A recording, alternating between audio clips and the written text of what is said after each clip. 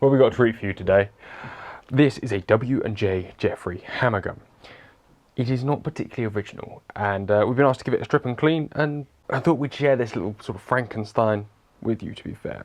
So go in quickly and we'll just talk over what it is before we start.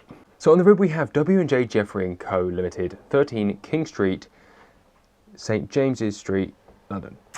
So if we pop it open and have a little look at, well, the forend is original. As you can see, it's got the original colour inside, it's the original walnut, and actually apart from that little screw in the front there, is fairly original. The barrels could be original. There's something about this gun, as a W&J Jeffrey of London, that just reeks fake to me. However, you know, the British proof marks, everything on there sort of seems fairly legit. It's just not by any standard best quality. The thing that is most interesting, however, is the stock. If we have a look at the stock, we'll notice that it is a wood that is not walnut. And as you can see by this luxury checkering, is not original. So the original would obviously have been in a very sleek design, very similar to the forend, made of walnut. This, as far as I can make it, is mahogany. It's extremely, extremely heavy, it's dense, it's really boring looking. You can tell it's been handmade, and to be fair, some of the inletting isn't too bad. In fact, some of this work around the head isn't too bad either, and for a homegrown job, I have seen significantly worse. Until you sort of get to here, and the grip and the profile of the grip, that's all right. And then we lead into the comb. That's not nice. And neither's the bottom really. So as much as I don't really want to do a lot to it, because you can only roll something in so much glitter, it offends me that this is the way it is. So we're probably going to do a little bit to it. In terms of procedure today, what we're going to do, we're going to strip and clean this gun. Start with the barrels, give the barrels a really good rolling out, take the ejectors out, clean and reassemble. That's going to be really basic. We're then going to work on the forend, very similar procedure. Pop the screws out, give it a clean, put it back together. Where it's a non-ejector, there's no ejector work in the forend, so it's not like it's actually a particularly difficult job. But as part of a strip and clean, we'll take those apart. And then we get to the fun part. We're going to pop the action plates off here, actually have a look at these side locks, see what's inside, see how bad they are in terms of dirt and manufacturer quality more than anything. However, they should be fairly good inside. And then we're going to take a look to the stock and perhaps try and make it a little less hideous. In terms of that, I'm thinking I'm just going to rechase the checkering border, although there is no saving that checkering bar scrubbing it all off, but I'm not recheckering this. As much as I do, I'm very fond of the owner, and I think I'm just going to hit that stock back with wire wool. There's not going to be much point in really doing a lot around here, around the back. I might fill these gaps in and might increase the fit there, but actually I'll see how much enthusiasm I got by the end. Let's go. On most non-ejector guns, and indeed on injector guns, what you have is just one single screw that holds your ejector or extractor in. That is just one simple twist out. And the last time I did a gun on camera was Back From the Brink, and it took me about an hour and a half to get the first screw out. And there it is, just a little stop screw there, and then that will just pull straight out like that. Pretty disgusting, pretty vile. I inherited a new toy recently, which is this. So you put the plug in, and as you push it down, the whole thing spins. It is not the most effective thing in the world, and to be fair, it's only got a nylon brush on there at the minute, but it is quite exciting. So let me chuck a phosphor bronze on there, give this barrel a scrub. Significantly easier doing this, very satisfying. However, I don't think it's a real substitute for elbow grease and then actually being able to work out bits. You'll often find, certainly with older guns and newer guns to be fair, leading patches and plastic sort of patches of fouling, and sometimes if it's just stuck to one edge, it's nice just to be able to tilt and scrub. Anyway, give that a clean out, just push some paper through it. Nice little second pass just with bits of paper just to clean out the majority of the rubbish. As you can see, there's not actually a huge amount left in there. I mean, they are clean. They are rather pitted, to be fair. It'd be lovely to be able to lap them out, but some guns just not worth it. Hey ho.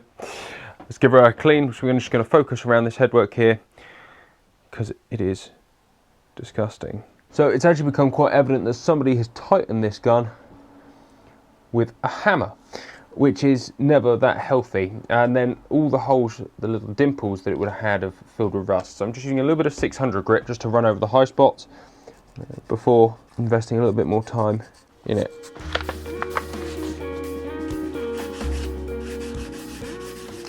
And these are so unbelievably beat up and rusty. I've cleaned a lot of the rust off. There is a bit of hard built up stuff.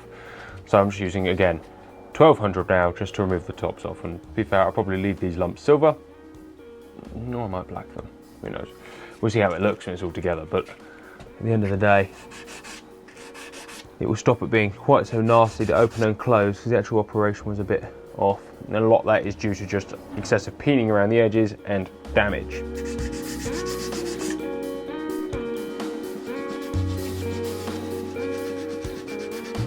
I really do doubt the provenance of this gun. I mean, I've seen quite a few Jeffreys, and this is not, by any standards, in the same leagues as the others. And it wasn't uncommon back in the day to have copies, but it's probably the reason that whoever put it in the auction did, and no shop wanted to buy it. So this gun was actually purchased at auction. So just, yeah, it's fairly standard of guns bought at auction. They're cheap, but they are full of gremlins. As dirty as this is, at least it's going to plan so far. Interestingly enough, we've just spotted here that actually the barrels have been rebraced on the lumps really badly. But then if this gun is anywhere near original, even if it's a copy, it's getting on 100 years old. So, it's over 100 years old. It's just interesting to see. Not all guns are sort of looked after and everything, and most likely not all guns are original, eh? Probably bear some research. Anyway, one tiny section is done. Yeah, have a little look at that there. You see what I mean?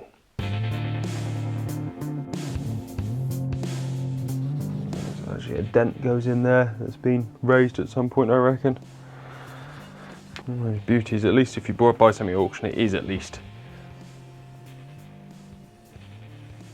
proved. That's just a lump of rust, not a dent.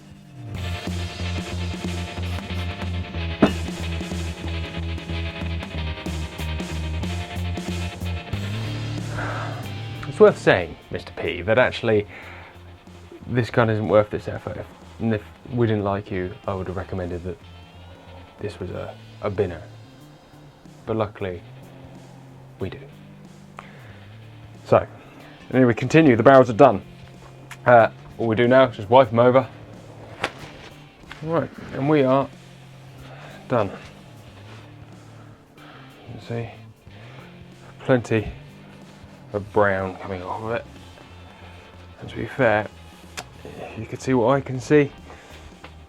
Actually, there's still a hell of a lot more on there. Real work, when you look at the paint on the outside. This is more scrap than the row was, almost. Aesthetically, anyway. Shall we move on and see how it looks mechanically? Before we do that, actually, just clean the extractor off.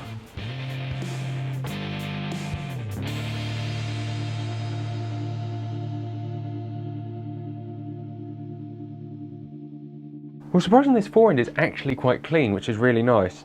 I mean, the barrels are pretty rancid. We've been through them. I mean, the barrels are guaranteed rancid. I still need to strike mark those ones there. That's fine. This fore end actually is surprisingly clean. And the action, well, who knows? In fact, the fore end looks significantly better made than the barrels as well. It's all a bit fishy. Anyway, let's quickly pop it apart and give it a clean. There's some big sort of pools of rust around the fore end loop there. Very interesting when you look at the mechanisms on these push-fit fore ends. They're significantly less complex, which is positive in the fact that it's significantly easier to time, regulate and make. However, there is nothing like a dealy pull lever or a little push button that actually takes a little bit of skill to make. This is a very basic sort of fore end design. So you push it on, it goes down there, that lump snaps into your gap, and you've got the angle so you can just pull it up. Really hard without the wood on, so I'm not going to do it. Because you need that angle of the wood to be able to pull it up. Yeah, this fore end's too far gone. Like, if I started recheckering, it's going to be a complete recheckering job. It's clean, it's nice, and more important, it's operable. So, that's done. This is done. So first things first, let's pop these side locks off, have a little look at what we're working with inside, and make a plan accordingly. Real simple, one simple screw, just there. And there we have lock number one. That's probably not too bad. You know, a lot of rust build up around the back of this lock here, and a lot of old grease. So quite simply, all we're going to do is strip and clean that lock. Let's pop the other side. And the heading up on this stock is extremely tight. And actually, if we have a little look inside, the job, the actual inletting job, isn't bad. I mean, I've seen a lot of bad things. That's not bad at all. And whoever made this had a clue of how to work with wood in their hands. They just didn't know what wood to pick to make the stock from. And actually, if you look at the lines of that stock, you know, that drop there, that blade should come up higher to get your parallel line there, or at least your straight line there. As it is, it just looks very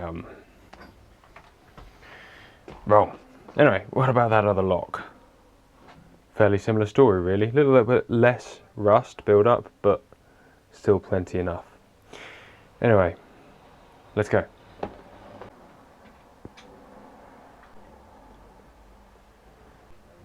Let it go off with the swivel.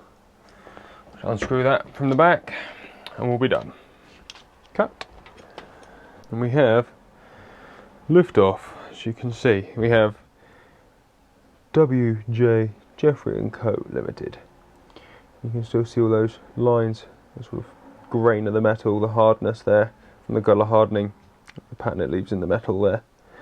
Still there, but no colour, unfortunately. So, first things first, degrease. Well, so we've taken all the grease off, and actually underneath the grease, this lock plate is quite nice.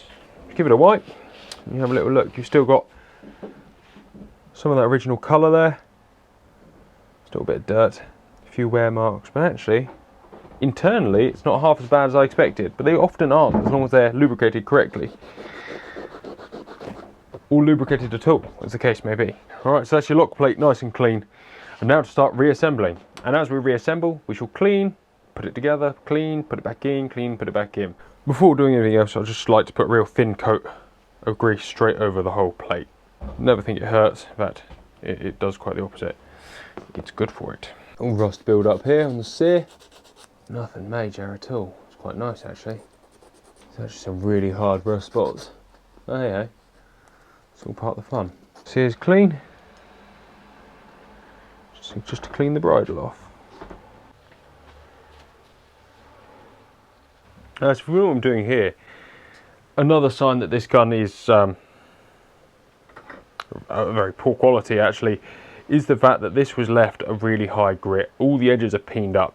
So essentially it was just chucked straight from a machine, bang, straight into the gun. No hand finishing, nobody's taken a file to these edges, or just a bit of paper, actually just taken them off just to actually make them, well, not sharp, just not jagged. It's one of those great ironies that as a provincial or shop gunsmith, if you like, one day you'll have a trio of Parazzis on here, and the next it'll be this, or you'll be working on a Hauer, and then you'll be working on a Mauser, and then you'll be working on a Blaser, or then you'll be working on a Virock, and then you'll be working on a 50 quid air gun that they bought for 50 quid down the boot sale that's got no name on it. Well, usually Rellum, but it does keep one satisfied. This gun is really ugly. This gun is the antithesis of Sasha because he is so beautiful. He is a pile of genetic beauty. If we believed in eugenics nowadays, Sasha would be in high demand. That's it. Have a look at that. Dirt to nice. Well, there you have it. One lock down and the other lock to go. I'm not going to force you to watch this one. So in about 3 seconds, it will be done.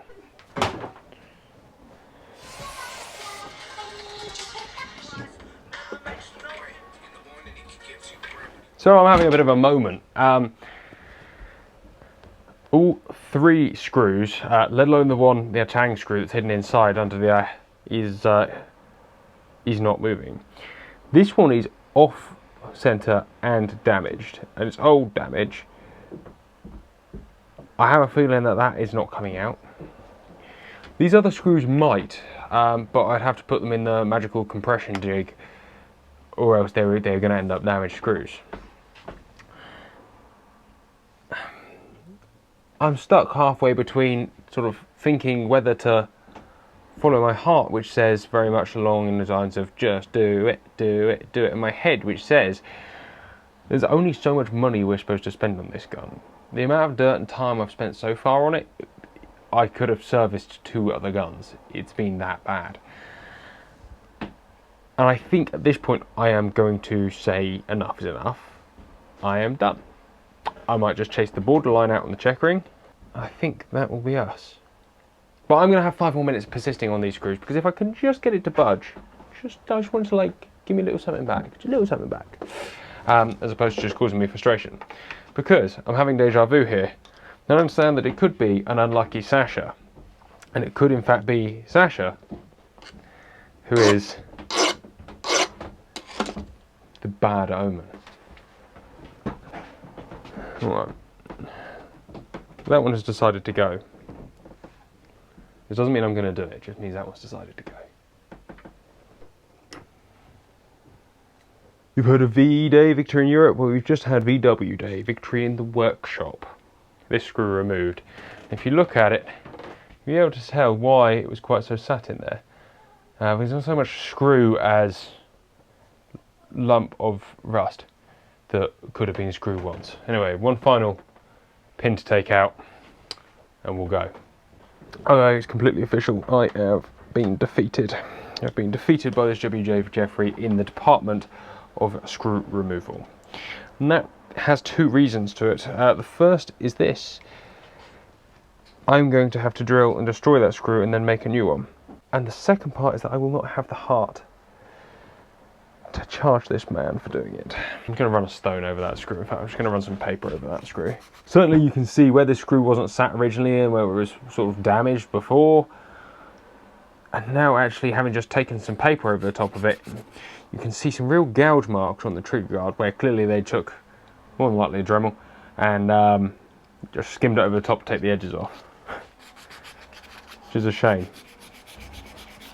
I genuinely wish there was a job in the world that just involved taking old guns and making them less old and sick. Wouldn't that be a good job? Professional gun curer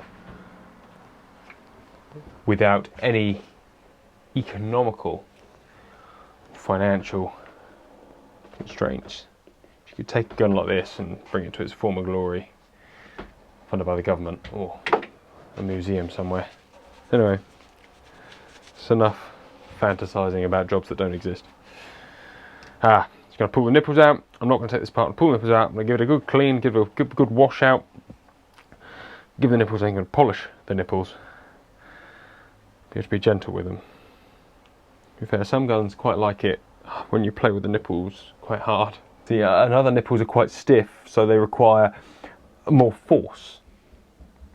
But in this instance, I have one of each, so you have to be sort of careful between the 2. Right, this gun is pretty rancid, and I wouldn't say it's beyond saving, but it's beyond any charitable capacity I have to invest time that more so than I already have invested. Anyway, one last job before reassembly. We're going to take these apart, give the strikers a polish. These return springs I will keep. Give the strikers a polish, and give these nipples a good polishing. I do realise this is not a true nipple, but the opportunities to say the word nipple are too few in this world. Alright, lock 1 goes in. The left-hand lock came out significantly prettier actually. There's something very satisfactory about taking something completely old and miserable and just putting a smile on its face. Even though it probably wasn't worth it, and this gun probably should have just been committed to the deep. But again, sometimes it's nice to do sort of unnecessary work to guns that clearly don't deserve the love. And quite often, those are the most satisfactory. Anyway guys, thank you very much for watching. Take care. Goodbye. But before we go, I was going to say look at this gun, but actually it hasn't really changed a lot aesthetically. It would almost be a lie to give this gun a polish or a reharden or anything like that. But this gun does get to live to fight another day, and that in itself kind of makes it all worthwhile. Breathing just a little life back into stuff is better than breathing no life into stuff. And it does have a bit of charm. A mahogany stock WJ Jeffrey & Co Limited of London. Never thought you'd see the day, did you? See you later guys.